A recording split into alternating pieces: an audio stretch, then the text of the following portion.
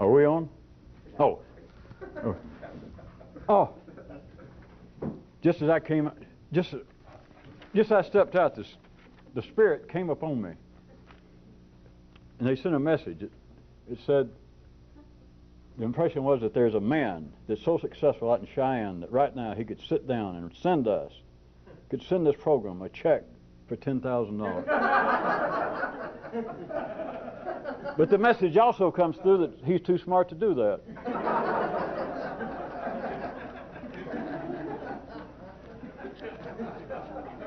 Well, you don't end up having $10,000 laying around by being some kind of idiot, you know. I felt compelled to do that since I don't think we'll ever see anybody do that seriously. Well, hell, I might have been serious. In case you're listening in Cheyenne, you know, just don't be offended if you want to send it in. To pick back up a little piece of what we're doing, if you recall, we were talking about how the more civilized, the more secondaryized one is, the more one is disposed to seek and even prefer facts over acts. That in conjunction with how being civilized, from one operational definition, is having the ability to turn your back on the obvious, pan-fried along with the third opening ingredient, if you recall, about that it would take some sort of newly civilized, some sort of different kind of intelligence that could, in a particular way, look the obvious dead in the eye, profitably, which we didn't get around to that last time. The key word would be profitably, to point out, if you recall, sort of at the end of where we were, that we were noting that even though people could say that they see the obvious, which we'll get into in a minute, that there is a particular way in which it would take a different kind of intelligence to, just in a dead, plain, look them in the eye, face up to the fact that 2 and 2 is 4. Profitably is what I want to get you to consider. It would have to be that it was useful, and beyond the 2 and 2 is 4, to use the kind of examples of that may sound to be a little more humane, if not human. How about asking, why is this person a drunk? And the obvious answer, one obvious answer would be, well, could I guess that he drinks? Yes, but nowadays that is not the answer. Not that that is the correct answer, and not that there's anything politically incorrect nowadays of pointing out, as they do, that alcoholism, being a drunk, you know, is a disease. And it would be only the crudest of sorts. In fact, somebody not completely civilized nowadays, in the midst of civilization, that would answer, why is this person drunk? And say, well, they probably drank too much. It's not funny, it's just inoperable. But recall, not that it's right or wrong, but that would be one obvious answer. Now, if you can see beyond polarized, self-referring thought, you just simply have to agree. Not because I'm right, not because that's the correct answer, because it's not. But that is an obvious response as to why is so-and-so. It's like saying, why is 2 and 2 4? And you say, well, because the laws of mathematics as they are proposed and accepted here on this planet says that 2 and 2 is 4, which is just a variation of saying, well, the laws of physics seem to be under our atmospheric conditions, under the electrochemical makeup of the human nervous system, particularly the brain, that if you put alcohol in, it will have an effect, and you put too much in, it comes out being 4. Well, I think they call it not 4, they call it being drunk. Well, all right, that's obvious. But it would no longer be, recall the key word, profitable. Not at all for you to take such an approach, you or anyone. For it to be profitable, it would have to be useful to you. And what I want to get you to try and get a glance is to expand one of the ones about the obvious. That me saying it would take a certain kind of new intelligence, a different kind of intelligence, a different kind, to look profitably at the obvious.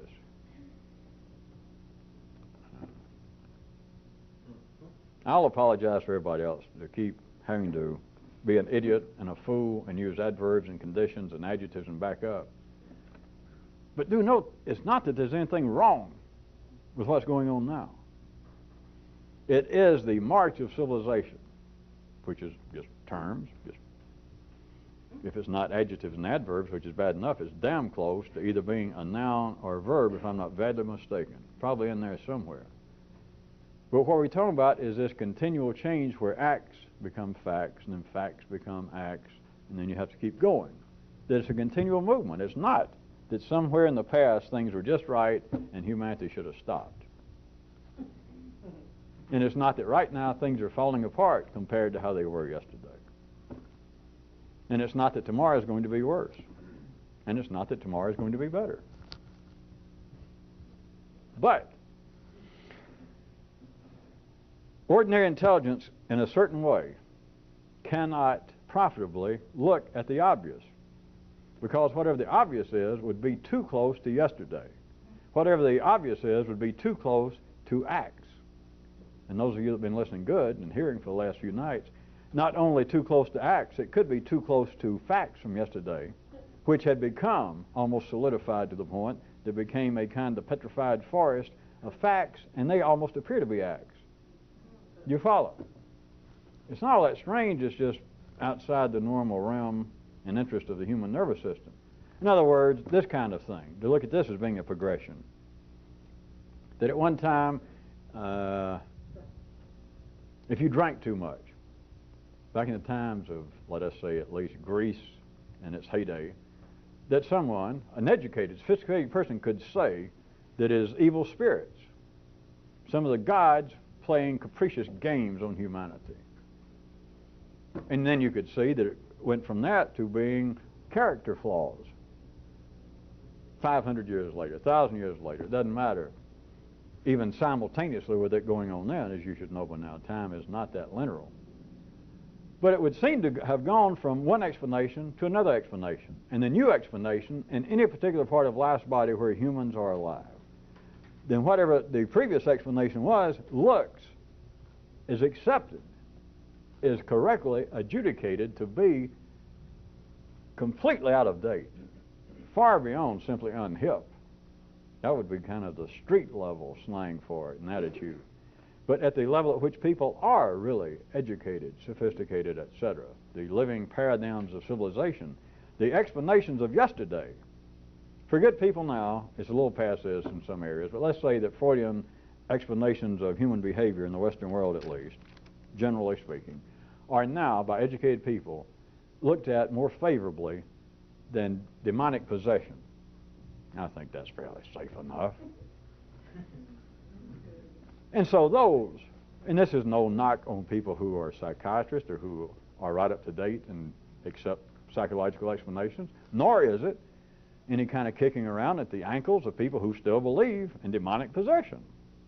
But notice, now, by any ordinary description of being civilized, it would be accepted as a more reasonable, a more educated, a more civilized description of people having subconscious traumas, drives at an unconscious level, making them do things that seem to be and not in their own best interest, that seem to be self-destructive. That is now a more civilized, in fact, they go further, of course, they call it a more truthful, a more correct, a more valid description than to say, well, this person's a drunk or this person beats up on women, but I mean, it's obvious why. The man's got a demon in him. It says right here in the Bible or in the Koran. That is what I'm talking about that seems to be a kind of progression.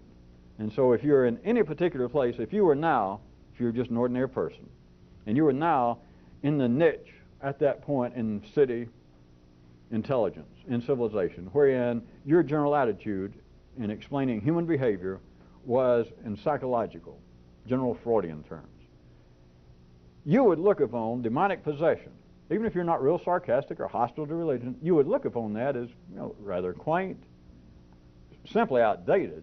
You might even be wired up to be hip enough to say, well, that was sort of a pre-civilized attitude. that, in fact, I can understand before people understood that the human psyche has certain layers, and some of the layers are not in our conscious, not simply not in our conscious control, but not even in our conscious knowledge, that it would have been easy 5,000 years ago, or to people now who are not privileged to have my education, to feel like, well, there's some kind of spirit. Oh, my, how quaint.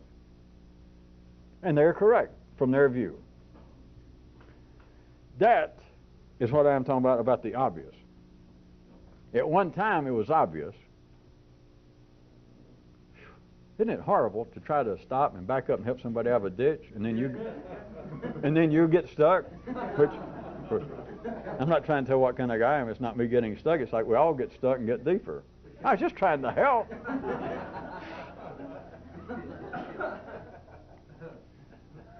Of course, it's probably good for you, because assuming you're still trying to make sense out of this, and assuming that you believe that this is making sense in some dimension, at least you got to push. You got to push for yourself. Because here it is. It's not, let's take this example, it's not that character flaws, not by our definition, whatever, at any given time, if they're saying that this is a character flaw, let's just accept it, whether it be 600 BC in the Mediterranean, or whether it be right today in Cheyenne. So, trying to make up in case that guy does want to send a check. All right, and whatever they call a character flaw, they point out that it's demonic possession, it's spirits taking over the psyche, the soul of a man. All right, at that time, that was correct. But now, and it was obvious. I mean, who was going to say no? I don't mean some individual here and there. That was the prevailing accepted attitude. So it was obvious. All right, now let's come up to date, linearly, come up to the now.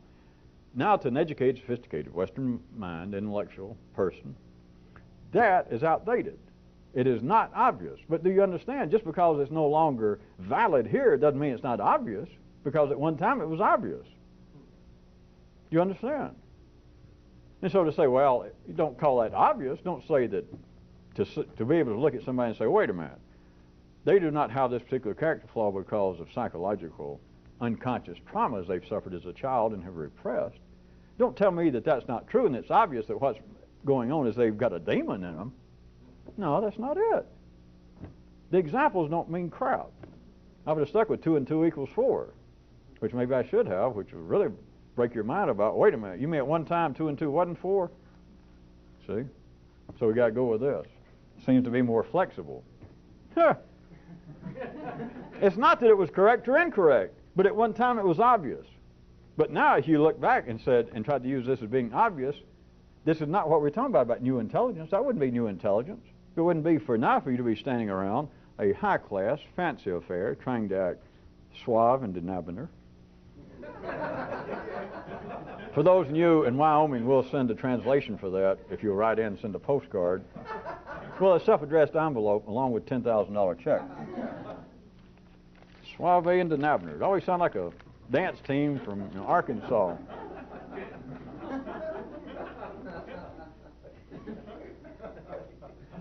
All right, if you're standing around and people were discussing, and they said, do you know that so-and-so is back in a hospital for, for drink or for drugs? And the people go, my, And then somebody even adds, well, I don't want to pass gossip, but some of the terrible background of his childhood has begun to seep out. And you were standing there and you go, well, I know who you're talking about. I've seen the guy around. As far as I'm concerned, if somebody's back on taking drugs, how are you talking about? And they go, yes. You say, well, we need to bring in some kind of a good preacher or somebody from Jimmy Swaggart's cousin or somebody, because the only reason that somebody do that, they got a demon in them. That is not new intelligence. You are not going to fit into any category, not only at the party, but even by what we're talking about. That is not the kind of new intelligence for me to say it takes a new intelligence to profitably use the obvious. But what I want you to see is, at the polarized level, to talk about the obvious, what else are you going to say?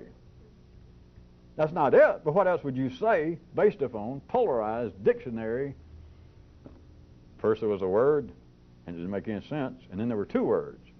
And then all the creatures went, well, now I got something to compare it to. Now I got a condition. Now I got an adverb. Now I got an an adjective. It is being able to profitably use the obvious. So in one sense, I'm trying to narrow it down to get to this point. At the ordinary level, no one, you or nor anyone else at the ordinary level, can see what is the obvious contemporaneously. Because in one sense, there is no obvious contemporaneously. The obvious is always, apparently, to talk about it. This is still not it, because I'm trying to drag you somewhere else. Even worse than it is thus far. If you think this is strange, we got 30 minutes left. It's not that what was in the past, the obvious in the past, like, well, demon possession. Screw all this stuff about unconscious motivations and their father beat them up. Hell, anybody can say that. They just got a weakness in their character. It's a demon. I bet the man's not a Baptist, is he? Well, no, I don't think so. Ha ha! I told you. Man's not, he didn't give his heart to Jesus, did he? I don't think so. Well, there you are. Screw all that stuff about going in a sanatorium. Man don't need no psychiatrist. The man needs Jesus. The man needs to go to a tent meeting and get his feet washed or whatever. That is, from one view, that's the obvious. And what else am I going to use an example for a second? We're going to leave the examples. That's not it. But notice that at any given time, whatever you would first think, well, all right, the obvious would be something. All right, the obvious would be to point out that the emperor has no clothes on. Everyone else is trying to, remember, be civilized, that they can turn their back on the obvious. If you remember the old fairy tale, that somebody tricked the king and he walks through the streets naked. Of course, I think the fairy tale insinuates everybody was so scared, nobody wanted to say anything. It took a little child to go, and everybody's talking, oh, the king was going, modeling, and everybody knew he was supposed to have his new clothes, and all the people applaud and go, oh, you're right on, king. And one little kid goes, hey, he's naked. You know, it was supposed to be in some kind of way it comes out according to the brothers Grimm's and the sisters Bad News. Trying to give credit across the gender span. That I'm sure that the moral suppose of the fairy tale was it takes a little kid to see what is, what's the word I'm looking for? To see the, starts with an O. Otter? No. Obvious. There is no moral. I mean, that's good enough for the Grimm's and the Watch Out sisters. But let me put it to you another way. Let me suggest that that story was based upon the kid was like new intelligence that could see the obvious, but it was not profitable. It was not that the king was walking around nude and nobody and the people were scared to say it. But it wouldn't have made sense otherwise. Why wouldn't the people say it? If you'd built up the fairy tale and we went along the way it did, and said the king walked through after he got the new suit, supposedly from this guy that I forget the reason why, that had it in for the king or was just a smart ass, and told him that this was the fanciest dud straight from Paris. This is what they're wearing, and he held it up, and the king, not wanting to appear to be a rube himself, went, at first he thought, well, the man's, not holding up anything. And the guy, you know how designers are, they can act real fancy, the ones I've seen. He said, isn't that something? This is what the kings, in the upper part of the continent, this is what the Witted kings are wearing. And so this king goes, oh, well, does it come in my size? I do sort of like it. And that was the story. But anyway, there he is on the street. And so he's walking through nude and posing, and everybody's applauding. If I'd told the story a different way, if somebody hadn't said, and all the people were going, oh, ooh, oh, how beautiful, oh, how beautiful. And if I'd thrown in the story and says, the people, nobody was afraid to tell the king the truth. I mean, that's the end of the story. You can't go anywhere else, because then you would think, assuming you'd been reading the fairy tale, and you'd think, well, why the hell are they doing it? I mean, if you'd said the people were sane, they were just an ordinary state, ordinary kingdom, and the king got fooled, he was such a sucker for being civilized that he let this huckster sell him nothing. And played like he put it on, charge him a lot of money, and then, go out there and march through the streets. And he sends word here, the king's come out in his new clothes.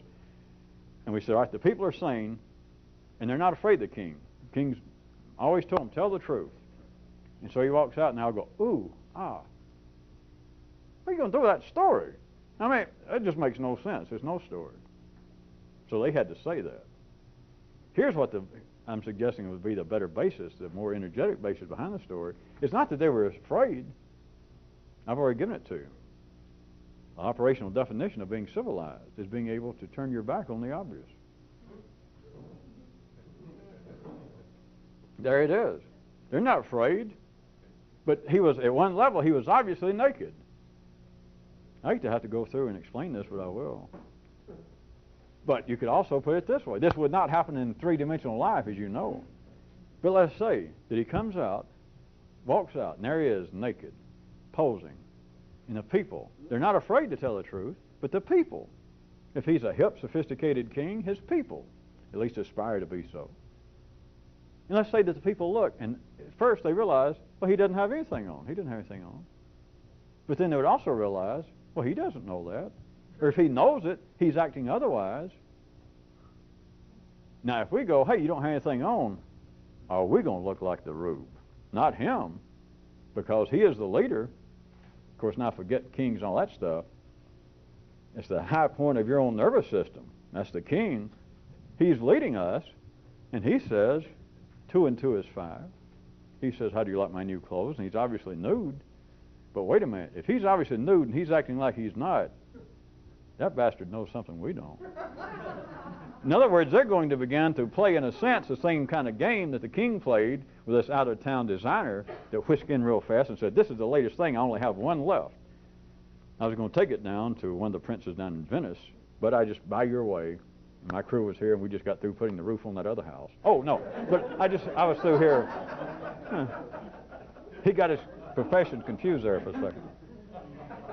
All right, and so the king, you understand, in a sense, the king went along with this story when he said, here, try it on. Oh, it's you.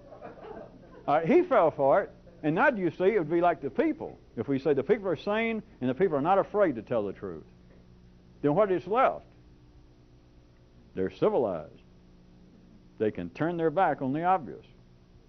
And so they see, and I was just diluting that a little, that even if they looked and momentarily realized, he didn't have anything on. You know, I'm not an idiot. I see the man's nude.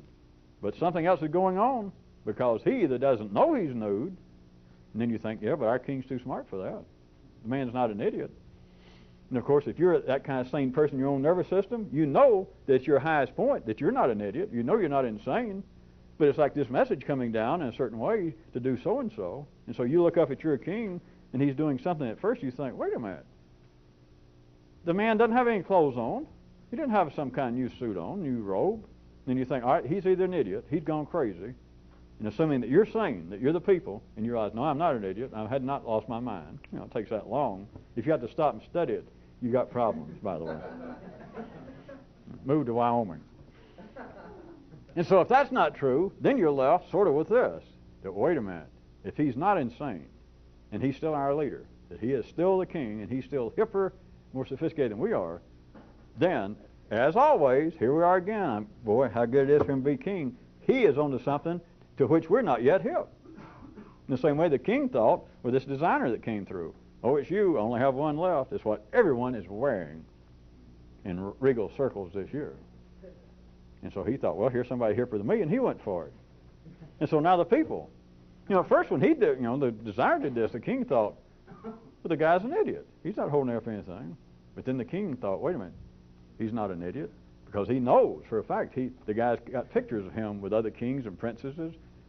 And so he does sort of the same thing with this guy. Well, the guy's not an idiot. So that means that he is hipper. That is, he's more civilized, he's more advanced at the factual level than I am. When the act is obvious, that is, the designer says, it's you. There's the act. It's obvious. You're holding up nothing. Now, the king didn't just suddenly go blind. I'm still telling you, the king was as sane, and we're assuming that the king is your best intellectual level, at the ordinary level, you or anyone else that we're speaking about, and that he is sane. He's just everyday people, not Sly Stone. I mean, the man wrote the song, but he ain't everyday people. That's another story. He is sane, but now he has fallen for not an act, because he looked when this designer held this up and he said, it's just you. The king looked, and the king, at the actual level, realized he's not holding up anything.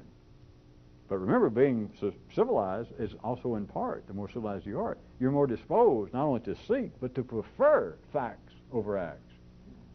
And he says, this is what everyone's wearing. And at the actual level, the king realized he's holding up nothing. And the guy says, I only have one left. You'll be the last one on the continent to have one of these if you don't get it now. So in a sense, now I'm doing this and ruining it, but the king realizes actually, this doesn't exist. But if I don't go ahead and go along with this, factually, I'm going to be left behind. I'm going to get behind in the parade of civilization. So he says, all right, I'll take it. And he pays the guy. And at the actual level, he knows he's got nothing. And so the guy says, let me dress you now. And he sends, he announces, here comes the king. Bring him out. And the king, at the actual level, knows. He's not an idiot. He is not deluded. He knows he doesn't have anything on. But they open the gates, and he begins to walk down the main street. The people, now it's sort of like it's trickled down. And now the people are sort of playing to the king what the king was playing to this designer. The people instantaneously look, and at the actual level, they're not idiots. They hadn't all gone into mass hypnosis. They look. Your own nervous system looks up, and at the actual level realizes he's naked. But wait a minute. Then they can go through this right quick. All right, the king's either lost his mind, or something's going on, and we're going to get behind.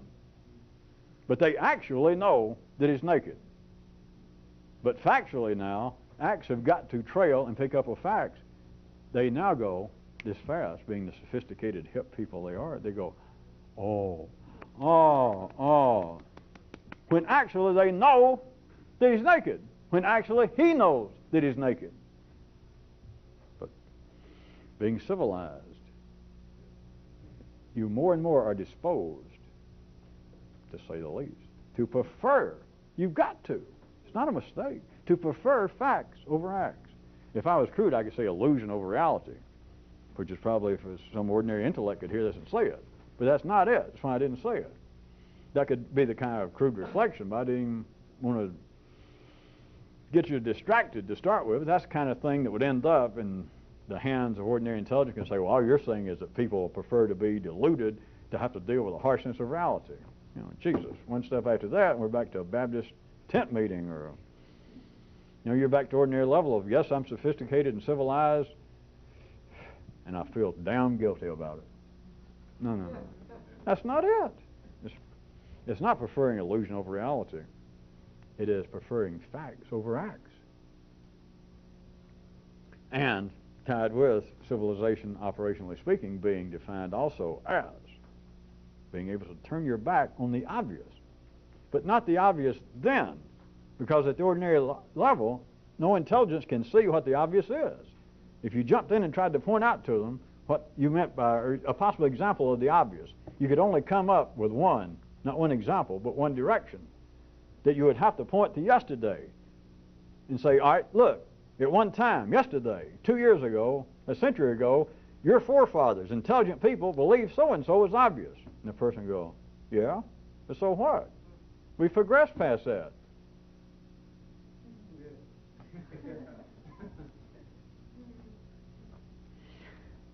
Ordinary people, ordinary intelligence, what I was really getting at is don't be misled about the use of this, because ordinary intelligence can talk about the obvious, not analyze it.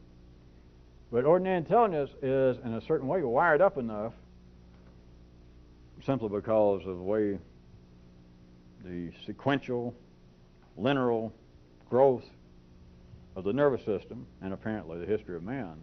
But ordinary intelligence can talk about the obvious, but it cannot analyze the obvious.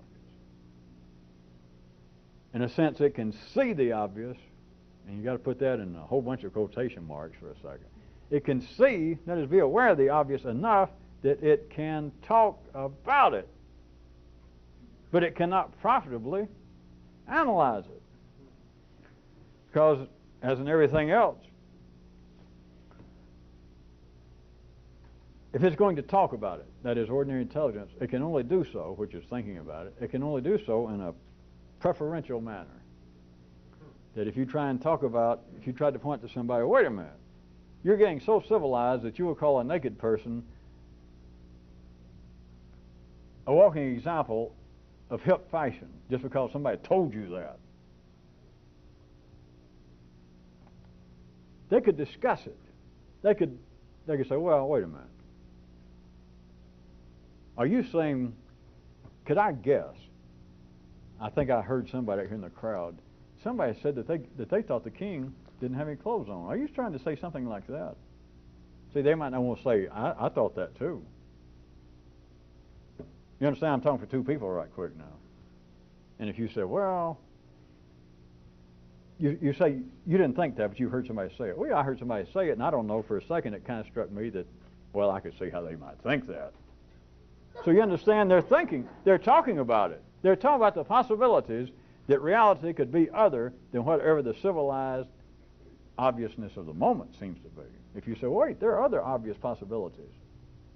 And they can do it enough. Ordinary intelligence can do it enough because this is part of the continuity of things moving, that they can talk about it. They could almost entertain theoretically what you're, that is me now talking about. And they go, well, yeah, but not profitably. Because anything they can talk about of a newly formed, a new version of the civilized obvious, they're going to have, as always, a preferential attitude. They'd prefer that be one way or the other. That is, well, what you're saying is either true or false. That you cannot point out the obvious to ordinary intelligence in any way that they can profitably use it. That is, that they can analyze it. Which back to, let us operationally and in passing define profitably as being non-personal. To analyze something, be able to profitably think about it in a non-personal manner, non-polarized thought. Even if you got somebody to consider, that is, some ordinary intelligence to consider, that what you take as being reality in any particular situation. It is not necessarily so, because I can point out something else that's almost obvious that could be a possibility. The king could be naked.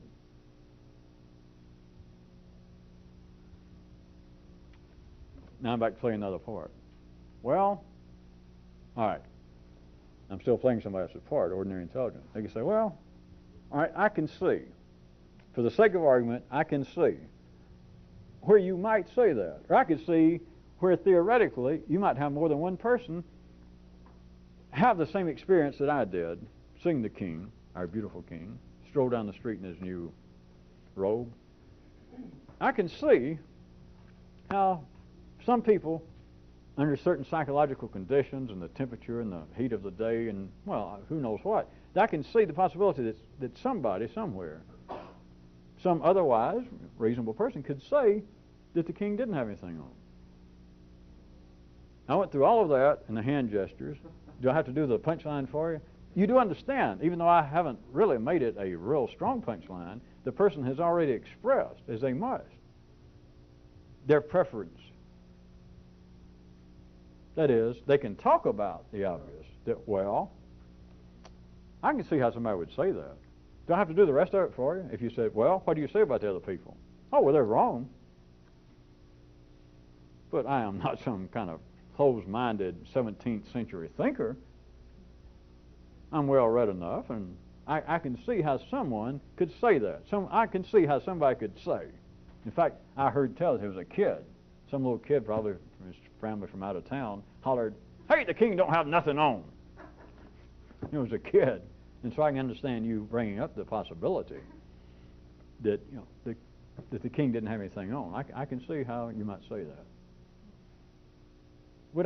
Would you even bother, would you waste your time by saying, well, all right, if you consider that possibility, what weight, what percentage, what would be the odds that such an idea could be correct? Oh, none. None, but I just wanted to tell you that I can see. I'm not the sort that would say, well, everybody's an idiot. Or they're all deluded except me. No, I can understand the kind of psychological, don't have to go any further, blah, blah, blah. In other words, they could talk about, from one view, the obvious, but not profitably, not impersonally, and so it's no longer the obvious. It goes nowhere. But I just didn't want you to be fooled, because there's a very subtle point here that's part of the growth of the intellect, and it's also kind of like a governor. Not of Wyoming. A hobbler is to limit the kind of free movement that the intellect might have. Might. The ordinary intellect can talk about the obvious, whatever we're meaning by that now. In other words, something other than what it ordinarily says is the obvious. If it said, well, being addicted to cocaine nowadays is, well, first off, it's obviously an illness. Nowadays, that is, as they call it, politically correct. But it's just now the truth. In civilized circles, it's the truth. Now, I'm not saying otherwise. If that's the truth, hell, it's the truth. I don't care. Why should you care? But you could also say, and go through it again, not that it's right, because they're not wrong, but you could also say, wait a minute, you're saying it's an illness. I say it's not an illness. I say it's a character flaw. I say it's nothing but bums are addicted to drugs. I don't care what it is. I don't care whether it's a cheap drug, or I don't care whether they're winos, or whether they, take probably $1,000 bills by now to sniff a line. I don't give a damn. The people are bums. That's all they are. I don't care if they're millionaires. I don't care if they're Harvard graduates. They're bums, bums, bums. All right, you could say that that is obvious. And we could now jump back to an ordinary person, ordinary intelligence, and they could talk about the obvious. I could do this scenario, and I had this otherwise intellectual ordinary person say, did you hear all that byplay? And they go, yeah. And I say, well, what's your impression? And they could say, well, I haven't been around people like that much. I'm talking with this other guy. I got a third party in now that watched the first two, being the other people. And he says, I haven't been around people like that in a long time. And but the guy that was saying that they're bums, they're addicted to drugs, that they're bums. And I say, yeah. What do you think about that? Now, I am correct that you're probably the sort. Don't you accept the fact that there's some kind of it's an illness involved with drug addiction? Oh yeah, he says. I mean, there's no doubt about that. And I said, well, how about the guy that said that there are nothing but bums would be addicted to drugs? He goes, well, it kind of surprised me. I'm speaking for him. When I first heard that and I peeped out, I don't know why I expected, but it looked, and I saw the man, in fact, had a Yale pen, and he looked well, dressed. I was sort of surprised it wasn't just some kind of guy off the street. But he was actually an educated man, wasn't he? Maybe I say, yeah, he was, as a matter of fact. Well, that is really surprising that somebody would say that taking drugs or being addicted to drugs is just a sign of being a no-good bum. In other words, he can discuss it. And I say, well, what's the possibility that there's any validity to that? Oh, none. Well, none. That's the talking. That's the extent of the civilized discussion. There is no other choice. Or we could speak, I didn't mean just leave it something that seemed to be physical. To talk about the obvious, you could have, nowadays, I just don't want you to get hung on me keeping using booze and drugs. How about somebody nowadays, which they do? They do? Oh.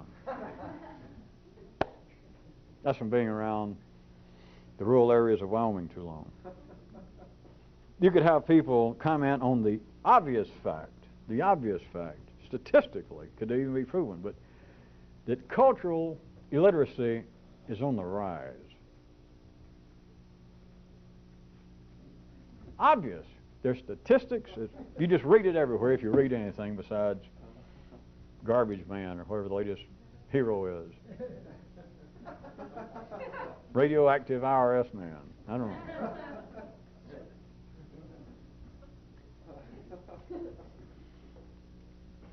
It would be an obvious fact to many people. I'm talking about good, civilized, up-to-date, cutting-edge, avant-garde, right up hip with it, sophisticated, literate, educated, educators, social critics, and etc. And I think, including William F. Buckley's barber, would say, with proof in hand, cultural illiteracy, let's say it, especially in our country, wherever we were, but cultural illiteracy is on the rise. An obvious fact. They got stats to prove it, college entrance exams, all kinds of IQ tests from public schools and everywhere.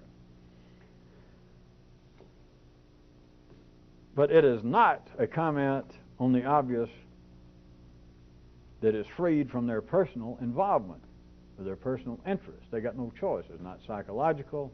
It is chemical. It is electrical. Once they have pointed this out, cultural illiteracy is on the rise. Once they point this out, if they were interested enough to point it out and get in this conversation, that is, they were wired up to be an active, transmitter and transformer of energy running along certain lines that come out verbally in the human tongue and mouth. They're talking about such things as cultural illiteracy. If it wasn't that, it would be cocaine, it'd be alcohol, it could be mud on your shoes, and if you could twist your mind up, it would be about okra sandwiches.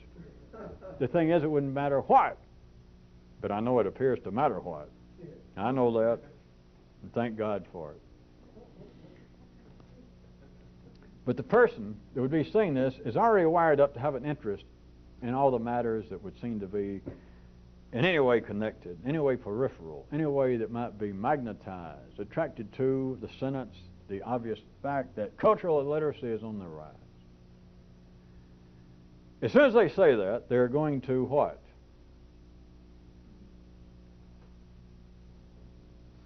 They're going to add their own facts to the discussion. That is not the end of it. As you know, that's not the end of anybody's discussion. You do not state a fact unless you're going to try and revive the part I told you in that British comedy.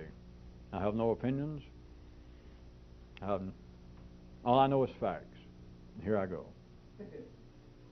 Someone is not going to say, cultural illiteracy is on the increase in this country. My, and oh, double my. And everybody else around them go, oh, my, too. Oh. You know it. That's not the way life works. That is not the flow of civilization, which is the flow of civilized conversation. As soon as a person says that, the other people may be going, oh. Or the other people may show a tentativeness. Yes. Because they know it's not the end of it. You're not going to just state a damn fact, even if it is an obvious fact. Cultural illiteracy is on the rise in this country. And the whole audience, the whole kingdom, everything in your nervous system that's listening to your nervous system talk. You like the one about one guy's partner was also somebody else's partner? Hell, everybody's partner is somebody else's partner. But then again, I won't do the punchline over. You should have been listening. The king, the person, the neural activity states an obvious fact. Cultural illiteracy is on the rise. You know not to pack up and go home. You know not to take a nap. You stated an obvious fact, a fact that any well-bred, civilized person knows. But that's nothing. You don't just state an obvious fact. You add your fact. Or it's not going anywhere. It's not really a fact. You have to express your preference. You have to add to the discussion. If it wasn't just the person that said it, if you react, then you've either got to, again, assuming that you got some interest in it, you either agree or disagree. Oh, I couldn't agree more. Or, once they get through, you go, well, I've read all that crap. And then you could attack statistics, you could do all kinds, but you could say, I don't agree to that, by the way. And so it doesn't matter. But you're going to do one or the other if you're interested. If your own nervous system responds to what appears to be some stimuli that made you think that, or that you heard it. You're either going to agree with it or disagree with it in some manner. And then after that, no matter which is the case, then you're going to further, unless it just dies there. If you give it any further thought, that is, the energy runs any further, then you're going to lay to someone the blame or the credit for you agreeing with it or disagreeing with it, or that somebody either did something or somebody failed to do something. But you must add your own preference. It is no longer, do you understand, obvious, although we can start and say it is one guy well respected, the head smart guy of our country, the head smart guy in charge of education and other smart stuff, says cultural illiteracy is on the rise in our day and in our time.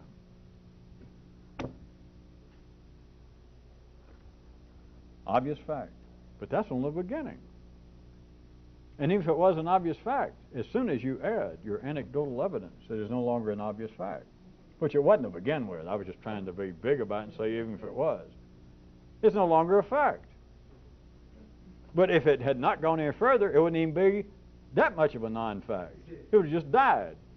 It would have been a zephyr breaker in the wind. It'd been just a small, rude noise and gone. Are we out?